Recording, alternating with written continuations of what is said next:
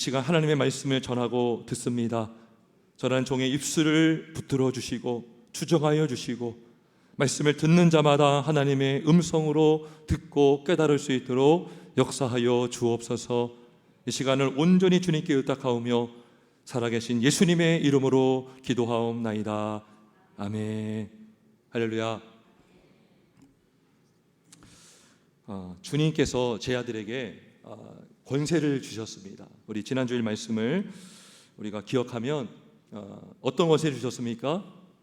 인권과 영권과 물권을 주셨습니다. 주님의 권세가 없이는 우리는 아무 일도 할 수 없습니다. 흉내 낼 수는 있어요. 하지만 역사는 나타나지 않을 겁니다. 모든 일은 하나님이 시작해 주셔야 되고 하나님이 도와주시고 하나님이 역사가 나타날 때에 참으로 하나님의 역사가 나타날 수가 있습니다. 여러분, 근데요, 그 권세를 주신 그 이유는 주님의 일을 하라고 주신 권세죠. 자, 그러면 왜 우리가 주님의 일을 합니까? 자, 권세를 주신 이유가 또 있습니다. 권세를 주신 본질적인 이유는 이것입니다. 우리가 주님의 권세로 일하고 헌신하고 하는 모든 일을 통해서 오직 하나님이 영광을 받으시기 위함인 것입니다. 그래서 우리가 되게 조심해야 됩니다. 권세를 사모하고 권세를 구하고 권세를 받고 권세를 사용해서 우리가 일해야 되지만 조심할 것은 권세를 통해서 하나님의 영광이 가려지면 안 돼요. 권세는 나 자신만의 안위만을 위해서 주신 권세가 아니다라는 것입니다. 권세를 통해서 주님이 영광 받으시고 주님의 이름이 높임받고 주님이 영화롭게 되는 것, 그것이 바로 하나님이 주신 권세로 사는 믿음의 인생인 줄 믿습니다. 여러분, 기독교 역사를 보면 이 하나님이 주신 권세를 잘못 사용하는 일들이 있었습니다. 오용하고 남용하면 하나님의 영광이 가려질 수 있어요. 여러분, 인권을 남용하잖아요. 영권을 남용하면 사람을 조종할 수도 있습니다. 그렇지 않습니까? 요즘에 보통 가스라이팅이라는 말을 합니다. 심리를 지배하는 거예요. 심리를 지배하는 거예요. 제가 며칠 전에 어떤 일이 있어서 어떤 목사님을 만나야 되는 일이 있어서 그 서울 구치소 쪽에 간 적이 있어요. 거기에 계신 분이 아니라 그분을 만나러 가는 길에 구치소를 지나가는데 현수막들이 막 붙여 있더라고요. 근데 그 내용이 뭐였냐면 그 이단 교주가 지금 들어가 있어요, 구치소에. 근데 우리 누구누구는 죄가 없다. 그래서 매일 1인 시위를 한다고 합니다. 1인 시위를. 교주한테 가스라이팅을 당한 거죠. 그죠? 지배를 당하고 있는 거죠.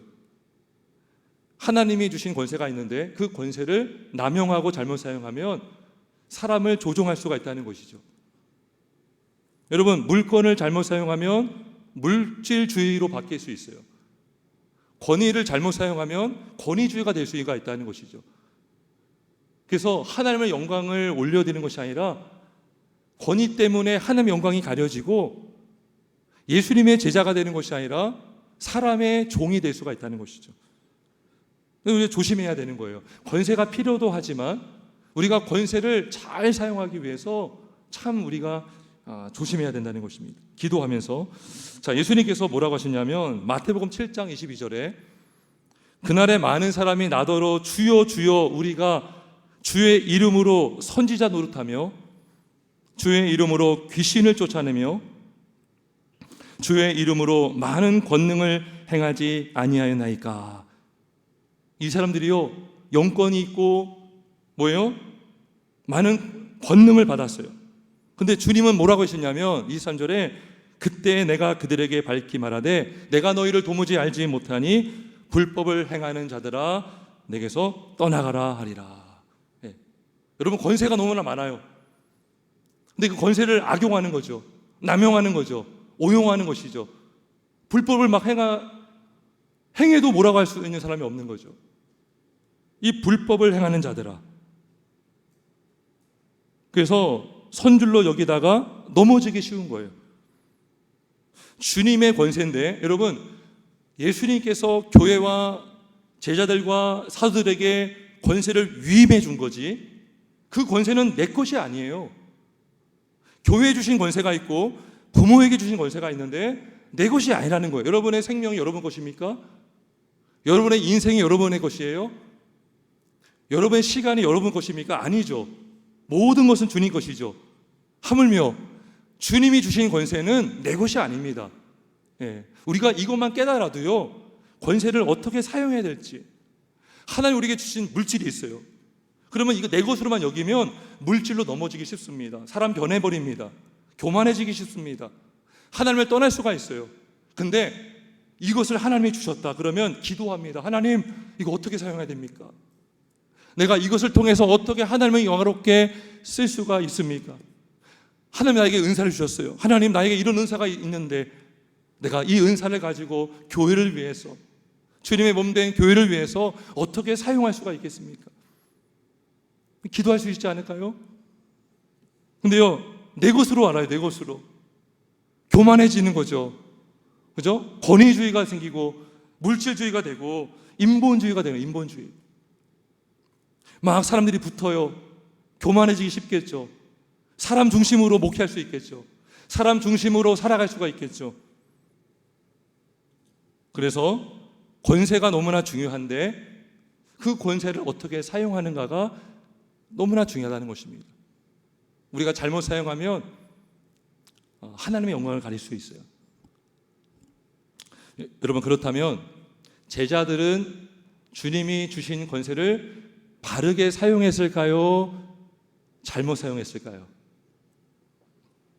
어땠을까요? 잘 사용했습니다. 최소한 오늘 말씀해 보면, 자, 14절 보겠습니다. 자, 누구의 이름이 드러났습니까? 예수의 이름이 드러난지라. 예수의 이름이 드러난지라. 이것만 보면 무슨 내용인지 몰라요. 바로 앞에 12절 13절에 보면 제자들이 나가서 회개하라 전파하고 많은 귀신을 쫓아내며 많은 병자에게 기름을 발라 고치더라. 그리고 나서 이에 예수의 이름이 드러난지라. 제자들이 열심히 사역했습니다. 열심히 전도했습니다. 열심히 전도해서 복음을 전해서 귀신을 쫓아냈어요. 병증자도 고치셨어요. 근데 제자의 이름이 드러난지라라고 하잖아요. 베드로의 이름이 드러난지라 하잖아요.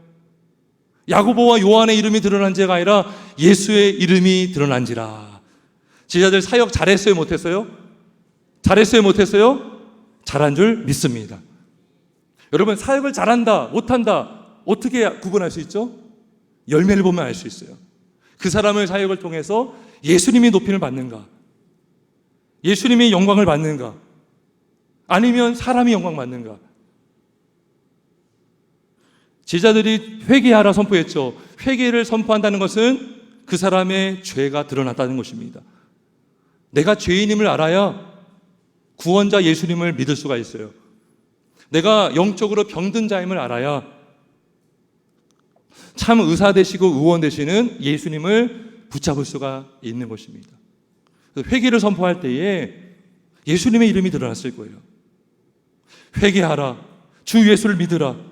회개를 선포했을 때 사람들은 어찌할꼬 할 수 있겠죠. 내가 그럼 어떻게 되겠습니까? 내가 죄인인데 주 예수를 믿으라. 그럼 주 예수를 믿는 것이죠. 구원자는 예수님이죠. 여러분, 제자들이 무엇으로 귀신을 쫓아냈을까요? 사도의 이름으로요? 베드로의 이름으로요? 아닙니다. 예수의 이름으로 귀신을 쫓아낸 줄 믿습니다. 여러분, 예수님은요, 예수의 이름으로 명하노니 할 필요가 없어요. 왜냐? 예수님이 예수님이거든요. 그냥 귀신아 떠나가라 하면 떠나가는 거예요. 근데 사도들은 그렇게 하면 안 돼요. 제자들은 그렇게 하면 안 돼요. 예수의 이름의 능력으로만 귀신을 물러낼 수 있습니다. 예수의 이름으로 명하노니, 그 이름은요 단순히 어떤 주문이 아니에요. 주문이 아니라 예수의 이름의 권세, 예수의 권세로 명하노니 귀신아 떠나가라. 그죠? 병자를 어떻게 고쳤을까요? 사도의 이름으로요? 아닙니다. 예수의 이름으로 일어나 걸어라 했을 때에 걷게 된 줄 믿습니다. 사도행전 3장에 나오죠. 안진뱅이가 있었으면 내게 은과 금은 없거니와 내게 있는 것을 내게 주노니 곧 나사렛 예수의 이름으로 일어나 걸어라 했을 때에 안진뱅이가 일어난 줄 믿습니다. 그래서 제자들의 사역을 통해서 예수의 이름이 드러났어요. 예수의 이름이 드러난지라. 예수의 이름이 드러난지라.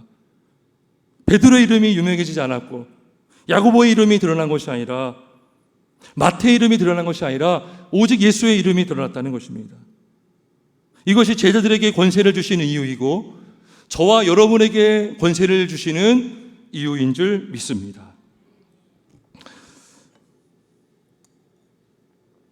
여러분, 직분이 뭡니까? 직분이 뭡니까? 직분은요, 그릇이에요, 그릇. 여러분, 직분이 눈에 보여요? 사람은 보이죠? 직분이 보여요, 안 보여요? 직분은 그 말 그대로 그냥 어떤 내용을 닮은 그릇이에요, 그릇. 여러분, 이 컵에 물이 담겨 있지 않으면 이 컵이 무슨 소용이 있겠습니까? 이거 뭐 폼으로 이렇게 둘 필요는 없겠죠. 직분이라는 그릇 안에 뭐가 담겨 있어야 돼요? 복음이 담겨 있어야 되고 예수의 이름이 담겨 있어야 되고 예수의 이름에 권세가 있을 때에 직분자는 무엇으로 사역하는 거예요? 예수의 권세로 사역하는 것이죠. 여러분, 직분 안에 권세가 없잖아요. 복음이 없고 믿음이 없잖아요. 그러면 직분자는 어떠한 직분도 감당할 수가 없습니다. 흉내낼 수 있지만 그 흉내내를 통해서 예수님의 영광이 가려질 수가 있어요. 여러분, 사도를 통해서 예수님의 이름이 드러나고 목사, 장로, 집사, 권사라는 직분을 통해서 예수님의 이름을 높이라고 주신 직분인 줄 믿습니다. 여러분, 근데 직분을 위한 직분, 목사 되는 게 목적이 아니죠. 목사가 돼서 뭘 하느냐가 중요하죠. 장로가 목적이 아니죠. 장로가 돼서 뭘 하느냐가 중요한 것입니다. 여러분, 명예만을 위한 직분, 그 명예를 받으면 어떻게 하시겠어요? 그 직분자의 삶을 통해서 영광이 드러납니까? 예수님의 이름이 드러나요? 드러나면 잘하고 있는 거예요. 근데 나의 명예만을 위해서 받았다, 예수님과 무관한 삶을 살고 있다, 그거는 잘못 사용하고 있는 거예요. 권세를 위한 권세, 직분을 위한 직분을 받으면 교회는 부패하게 되는 것입니다. 왜 한국 교회가 어려워지고 있습니까? 직분을 제대로 이해 못하고 있는 거예요. 직분이 정보가 아니거든요. 직분은 도구거든요. 도구, 그릇이거든요. 예수님의 능력과 권세를 가지고 나는 죽고 예수만 높임받아 주옵소서, 예수의 이름이 높임받아 주옵소서, 주님이 그렇게 해서 직분을 주신 것입니다. 창세기 11장에서 바벨탑을 쌓았던 일들이 있어요. 그들이 바벨탑을 쌓았던 목적이 뭡니까? 동기가 뭐였어요? 하늘에 닿게 해서 흩어짐을 면하고 우리의 이름을 내자 그랬어요. 이름을 내자. 누구 이름을? 하나님의 이름을요? 자기들의 이름을 내자 그랬죠.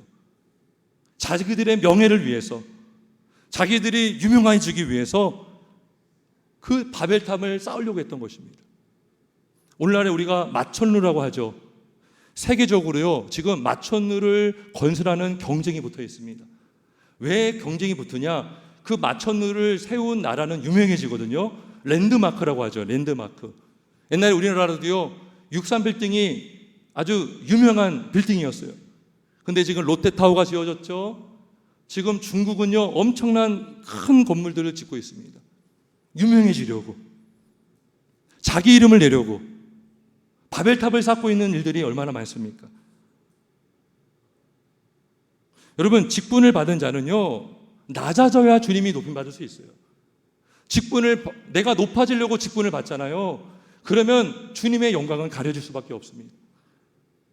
예수님은 모르겠어요? 낮아지면 높아질 것이고 높아지면 낮아질 것이다 그랬어요. 내가 너희에게 섬긴 것 같이 너희도 남을 섬기라 그랬어요. 근데 우리는 반대로 가죠. 높아지려고 하기 위해서 직분을 받죠. 자리를 차지하려고 하죠. 뭔가 기득권 행사를 하죠. 바울이 고린도후서 4장 7절에 이렇게 말했어요.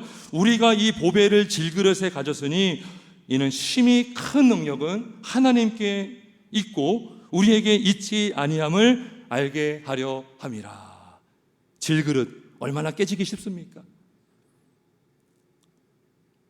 여러분, 물건 살 때 포장지 사러 가지 않잖아요. 포장지 아무리 예쁘면 뭐예요? 내용이 부실하면 값어치는 떨어지는 거예요. 우리는 질그릇 것 같아요. 겉은 아주 멀쩡해 보이고 그럴듯해 보이는데 우리 안에 복음이 없고 믿음이 없다면 껍데기죠, 껍데기.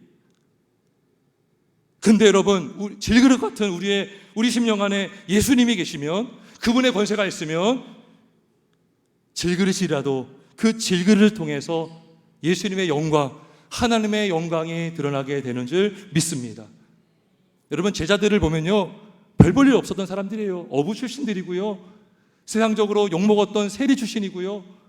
근데요, 그들이 예수의 이름으로 증거하고 예수 이름으로 복음을 전하고 치유하고 귀신을 쫓아내니까 이들의 이름이 높아지는 것이 아니라 예수의 이름이 드러나게 된 줄 믿습니다. 네. 내가 정말 사역을 잘하고 있다 그러면 예수의 이름이 높임받고 있는가? 나를 통해서 예수님을 믿는 자들이 생겨나고 있는가? 나를 통해서 예수님의 사랑을 경험하고 있는가? 그거를 확인하면 알아요. 자, 근데 오늘 본문을 보면, 성경에 보면 하나님이 주신 권세를 잘못 사용하고 있는 한 사람을 볼 수가 있어요. 누굴까요? 누굽니까? 헤롯이에요. 헤롯. 성경에는요, 헤롯이 많이 나와요. 예수님 탄생했을 때 헤롯도 나오고요, 여기 나오는 헤롯과 그 헤롯은 다른 헤롯입니다. 그 헤롯은 헤롯 대왕이고요, 요 헤롯은 그 헤롯의 아들이에요. 헤롯 대왕이요, 10명의 첩이 있었다고 하면 첩. 그 첩 중에 한 아들이 바로 요 헤롯 안티파스라고 해요. 헤롯 분봉왕. 로마가 이스라엘을 점령하고 지배했죠. 유대를 지배했을 때에 로마라는 나라는요, 굉장히 영특합니다. 아주 영악한 지혜를 발휘했는데 그들의 어떤 지도자들을 무시하지 않았어요. 분봉왕을 세워서 로마를 통치하는 데 그들을 사용했어요. 그 중에 한 사람이 헤롯 왕이었습니다. 헤롯 왕은 로마에도 눈치를 보고 유대 사람들에게도 눈치를 보면서 정치를 했겠죠. 자, 근데 이러한 헤롯에게 눈에 가시와 같은 존재가 있었는데 그 존재가 바로 세례 요한이었습니다. 세례 요한은 당시 선지자였고 하나님의 사람이었습니다. 근데 요한이 뭐라고 했냐면 헤롯에게 당신이 동생의 누이와 결혼한 것, 그 아내를 취한 것은 옳지 않다 그랬어요. 옳지 않다. 헤롯에게 동생이 있었습니다. 근데 이복 동생이에요, 사실은. 이복 동생 자기의 본초가 있는데 본초를 버리고 이복 동생의 아내였던 헤로디아를 빼앗아서 아내로 삼았던 거예요. 그거를 세례 요한이 당신 지금 잘못했습니다, 돌이키십시오라고 지금 이렇게 질타를 한 거예요. 얼마나 헤롯에게 얼마나 거북한 존재였을까요? 눈에 가시와 같은 존재이지 않았을까요? 지지율이 떨어질 수 있는 상황. 여러분, 어떤 정치인이요, 어떤 스캔들이 일어났어요. 근데 기자가 그걸 막 폭로하면 얼마나 그 기자가 싫겠어요. 지금 세례 요한이 얼마나 싫겠습니까? 지지율이 떨어지면 정권을 유지할 수가 없잖아요. 근데 헤롯보다 요한을 더 싫어한 사람이 있었으니 그 사람은 바로 헤로디아였어요. 헤로디아. 그리고 안타깝게도 헤롯은 아내를 위해서 요한을 감옥으로 보냅니다. 이세벨과 비슷해요. 지금 이 아내도 잘못하고 있는 거죠. 아내가 헤로디아가 요한을 원수로 여겼는데 오히려 지금 헤롯은 아내를 두둔해주고 있어요. 그리고 여자를 위하여, 17절에 보면 여자를 위하여 사람을 보내어 요한을 잡아 옥에 가두었다 그러고 있습니다. 옥에 가두었어요. 자, 그러면서 21절에 보니까 마침 기회가 좋은 날이 왔으니, 어떤 기회일까요? 요한을 죽일 기회를 찾은 거예요. 여러분 성경을 쭉 보니까요, 헤롯은 마치 요한을 죽이기를 원치 않았던 것처럼 보이지만 헤롯은 아내와 공모를 했던 것을 볼 수가 있어요. 기회를 찾았다는 것은 요한을 어떻게 하면 죽일까, 저 눈의 가시와 같은 정적을 제어할 수 있을까라는 궁리를 했을 거예요. 자신의 생일에 많은 귀인들을 초대해서 잔치를 벌입니다. 그리고 그때 헤로디아의 딸이었던 소녀가 춤을 춥니다. 그리고 너무나 예쁘게 추고 잘 추니까 헤롯이 그 소녀에게 뭐라고 하냐면, 너가 나에게 원하는 것 구해라. 그러면 이 나라의 절반까지도 내가 너에게 줄 것이다. 이렇게 합니다. 자, 그때 소녀가 헤롯에게 바로 말하지 않아요. 엄마에게 찾아갑니다. 그건 무슨 말이에요? 이미 짰다는 거예요. 각본 안에 흘러가고 있는 거예요. 왜 엄마에게 찾아갑니까? 헤로디아에게 찾아갔더니 뭐라고 합니까? 요한의 목을 달라 하라. 그리고 그 얘기를 헤롯에게 가서 말해줍니다. 헤롯이 병사를 시켜서 옥에 갇혀있던 요한의 목을 참수합니다. 그리고 죽입니다.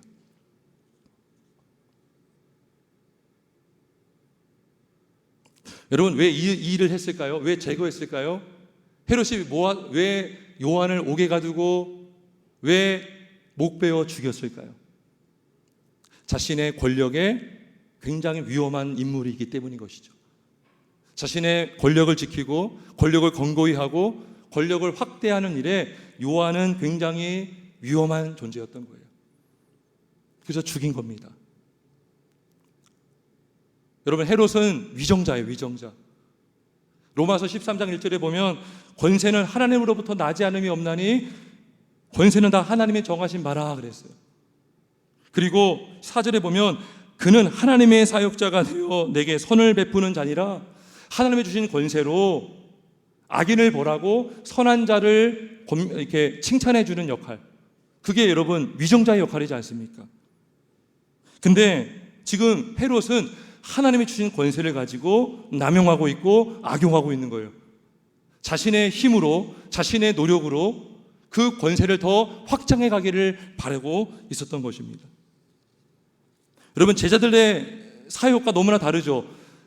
제자들은 주님이 주신 권세로 예수님의 이름을 드러냈지만 헤롯은 하나님이 주신 권세를 가지고 하나님의 영광을 가렸습니다. 하나님의 사역자들을 죽였어요. 나중에 헤롯을 보면 그는 예수님을 죽이는 일에 동참합니다. 동조합니다. 누가복음 23장 11절에 보면 헤롯이 그 군인들과 함께 예수를 업심여기며 희롱하고 빛난 옷을 입혀 빌라도에게 도로 보내니 헤롯과 빌라도가 전에는 원수였으나 당일에 서로 친구가 되니라. 그죠? 그래서 예수님이 헤롯을 말하기를 저 여우라 그랬어요. 여우라 그랬어요. 교활한 자다. 눈치를 살살 보면서, 로마의 눈치를 보면서, 유대인들의 눈치를 살살 보면서 인기몰이하고 인기를 누리려고 하고 자신의 정적을 제거하고 그렇게 해서 자신의 권력을 더 키우려고 했던 아주 겉모술수에 능하고 교활하고 악랄한 사람이 헤롯이었어요. 그리고 예수를 죽이는 일에 동참했어요. 원래는 빌라도와 원수였지만 예수를 죽이는 일에 친구가 되었습니다. 여러분 이런 헤롯에게 평강이 있었을까요? 없었을까요? 평강이 없죠. 여러분 북한의 김정은에게 평강이 있을까요? 없을까요? 없죠. 얼마나 많은 사람들을 숙청합니까? 이모부까지 죽였어요. 이모부까지. 여러분 김정은의 대역들이 그렇게 많다고 해요. 뭘 말하는 겁니까? 불안해한다는 거예요. 하나님이 주신 권세를 가지고 하나님을 위해 살면 평안한데요, 그 권세를 내가 지키고 내가 더 키우고 그 권세를 악용하며 사는 자는요 불안할 수밖에 없어요. 초조합니다. 두 다리 쭉 펴고 잘 수 있을까요? 헤롯은 두려워서 죽인 거예요. 내가 이 자리에서 물러날까 봐, 내가 제거될까 봐 요한을 죽여버린 거예요.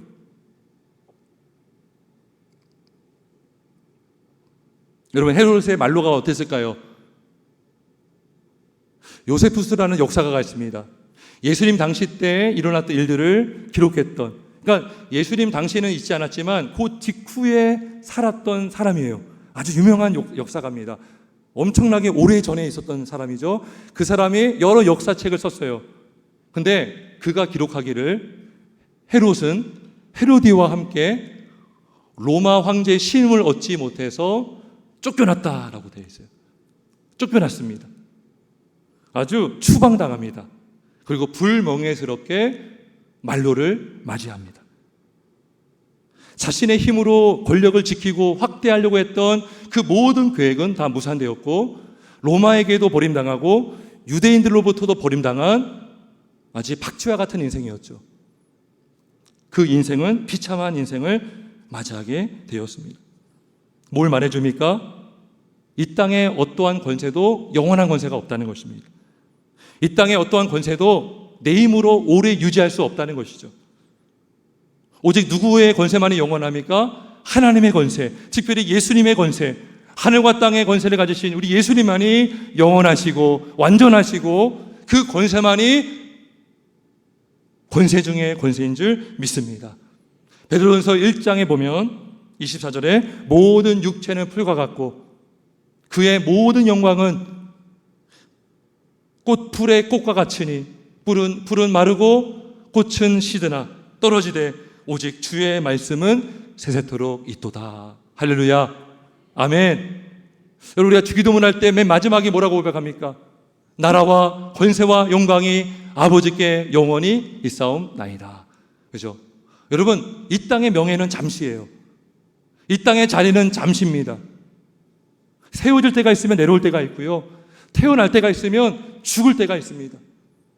빛날 때가 있으면 때로는 어두울 때가 있어요. 인생이라는 것이요, 굴곡이 얼마나 많아요. 있다가도 없고 없다가도 있는 것이 인생이고, 많이 쌓아놔도 어느 순간 없어지는 것이 인생이지 않습니까? 권세도 마찬가지입니다. 헤롯은 자기의 힘으로 권세를 지키려고 했고 자기의 노력으로 권세를 확장하려고 했지만 그것은 하나님께 엄청난 범죄를 저지르고 있었던 것입니다. 오직 영원한 권세는 우리 예수님의 권세인 줄 믿습니다. 예수님의 권세는 어떤 권세입니까? 죄인을 구원하시기 위해서 이 땅에 성육신하셨고 십자가에 피 흘려 죽으시고 부활하셔서 하늘과 땅의 모든 권세를 가지신 우리 예수님, 그분의 권세야말로 완전하고 영원한 권세가 되는 줄 믿습니다. 여러분, 예수님은요 원래 하나님이시죠. 근데 예수님은 아버지의 뜻을 이루기 위해서, 죄인을 구원하시기 위해서 자신의 권세를 사용하지 않으셨어요. 빌립보서 2장 6절에 보면 그는 근본 하나님의 본체시나 하나님과 동등됨을 여길 것으로 취하지 아니하시고 오히려 자기를 비워 종의 형체를 가지사 사람들과 같이 되셨고 사람의 모양으로 나타나사 자기를 낮추시고 죽기까지 복종하셨으니 곧 십자가에 죽으심이라. 우리 예수님은 자신의 권세를 잠깐 사용하지 않으셨어요. 예수님은 자기를 잡으러 온 사람들을 멸할 수도 있었어요. 12군단 더 되는 천사들을 동원시켜서 다 그 사람들을 다 죽일 수도 있었어요. 하지만 내가 십자가에 달리는 것이 아버지의 뜻이다, 내가 죽어야 죄인을 구원할 수 있다라는 그 사명으로 우리 예수님은 권세를 잠시 내려놓으셨습니다. 여러분, 진정한 권세가 뭡니까? 진정한 권세가 뭐예요? 겸손해질 때 겸손해질 수 있는 능력. 남들이 우물쭈물하고 겁이 많고 두려워 아무것도 했을 때 주님의 명령이면 할 수 있는 능력. 남들은 하고 싶을 때, 주님이 하지 말라고 할 때 하지 않는 절제의 능력. 근데 우리는 어떻게 권세를 사용합니까? 내가 하고 싶은 대로 다 할 수 있는 게 권세라고 오해를 해요. 내가 이제 힘을 가졌으니 내 마음대로 살아야지, 내 마음대로 군림해야지, 다 제거해야지. 헤롯이 그렇게 했잖아요. 근데요, 진짜 권세는 뭡니까? 예수님의 권세는 겸손하신 권세, 인내하신 권세, 사랑하신 권세, 낮아지신 권세인 줄 믿습니다. 우리가 그 권세를 받아서 오직 주님의 영광을 위해서 살아갈 수 있는 줄 믿습니다. 여러분, 세례 요한은 짧은 생을 살았습니다. 예수님보다 6개월 먼저 태어난 형이에요. 근데 요한은 잠깐 살다가 순교를 당했습니다. 근데 그 잠깐 살았던 인생이요, 어떤 인생입니까? 예수를 위해서 태어난 인생이고요, 그저 주의 오실 길을 예비했잖아요. 그리고 광야에서 외치는 자의 소리였잖아요. 주의 오실 길을 예배했고, 주님을 드러내기 위해서 사역했고, 주님 때문에 죽었어요. 사람들이 요한을 그리스도다라고 막 칭할 때에 요한이 뭐라고 했습니까? 손살을 치면서 나는 그리스도가 아니다 그랬어요. 나는 저분의 신발끈 풀기도 감당하지 못한다 그랬어요. 나는 그저 광야에 외치는 소리일 뿐이다 그랬어요. 그는 흥하여 하고 나는 쇠하여 하리라. 항상 예수님 먼저, 예수님 중심. 나는 아무것도 아닙니다. 제가 이번에 말씀 준비하면서 요한복음을 다시 봤거든요. 근데요, 3장인가 보면, 2장인가 3장에 보면 요한의 제자들이 먼저 있었어요. 근데 그 제자들이요, 예수님의 제자가 됩니다. 빼앗긴 거예요, 여러분. 인간적으로 말하면 자기 사람을 빼앗긴 거예요. 근데 요한은 기분 나빠하지 않아요. 오히려 좋아합니다. 그리고요, 요한이 세례를 줬잖아요. 근데 어느 순간부터는 예수님의 제자들이 세례를 막 주고 있는 거예요. 거기에도 몰려 있는 거죠. 그때 요한이 뭐라고 했냐면, 하늘에서 주신 바 아니면 아무것도 가질 수 없다 그랬어요. 그러니까 하나님의 절대 주권. 그러니까 자신은 무시를 당할지언정 예수님이 영광을 받으시면 너무나 기쁜 거예요. 나는 이를 위해서 태어났고, 나는 이를 위해서 세례 요한이 되었고, 나는 이를 위해서 선지자가 되었다라고 그는 믿었던 것입니다. 예전에 한 번은 주일 사역을 이렇게 딱 마쳤는데요, 참 마음이 무거운 적이 있었어요. 여러분들은 모를 거예요. 근데 저만이 느끼는 어떤 부끄러움이 있어요. 나의 어떤 실수를 통해서 어떤 목사의 권위가 깎아지지 않을까, 이런 염려가 한번 든 적이 있거든요. 그러니까 부끄러운 마음이요, 결국 염려에서 나오더라고요. 그러면 내가 목사로서 어떤 권위가 떨어지는 것이 아닌가. 그래서 기도했어요, 하나님께. 주님, 제 마음이 이렇습니다. 저는 하나님께 위로를 받으려고 기도했는데 하나님이 혼내셨어요. 그러면 음성을 주셨습니다. 이러한 음성이었어요. 네 영광이 중요하냐, 내 영광이 중요하냐. 너는 너 영광이 가려지는 것 때문에 속상하냐, 아니면 내 영광이 가려지는 것 때문에 속상하고 있느냐. 너무나 부끄러웠어요. 그리고 그 주기도문의 첫 번째 기도가 생각이 났어요. 하나님이 생각하게 하셨어요. 아버지의 이름이 거룩히 여김을 받으시오며. 그렇구나, 우리의 인생의 목적은 아버지의 영광이구나, 예수님의 영광이구나. 근데 우리는 어떻게 삽니까? 왜 속상해 합니까? 내 이름이 가려졌다고, 내 영광이 가려졌다고 속상해하고, 내 영광이 가려져서 남이 나를 무시하면 어떡할까 염려하고 그러지 않습니까? 제가 그 고민을 했던 거예요.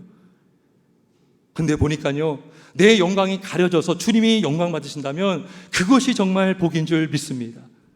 그것이 정말 주님이 기뻐하시는 인생인 줄 믿습니다. 저와 여러분을 통해서, 우리에게 주신 직분을 통해서 직분이 주목받는 것이 아니라 오히려 우리가 죽어질 때 예수님이 사시고, 우리가 겸손할 때에 예수님이 일하시게 되는 줄 믿으시길 예수님 이름으로 축원합니다. 그럴 때 제자들이 그들의 사역을 통해서 예수님의 이름이 드러나듯이 우리의 겸손한 사역을 통해서 오직 예수님이 영광 받으시고, 우리의 교회를 통해서 예수님이 영광 받으시고. 제가 한번 이런 기도한 적이 있거든요. 예수님, 우리 교회 소문 좋게 놔주세요. 근데요, 또 이런 생각이 들더라고요. 이게 정말 바른 기도인가? 교회 이름만 소문나면 안 되는데, 교회를 통해서 예수님이 소문나야 되는데, 우리 교회를 통해서 예수님의 이름이 드러나고 예수님이 구원자임을 세상에 믿게 되고, 우리의 겸손을 통해서 예수님이 높임받는 그런 역사가 있길 예수님의 이름으로 축원합니다. 우리 함께 기도하겠습니다.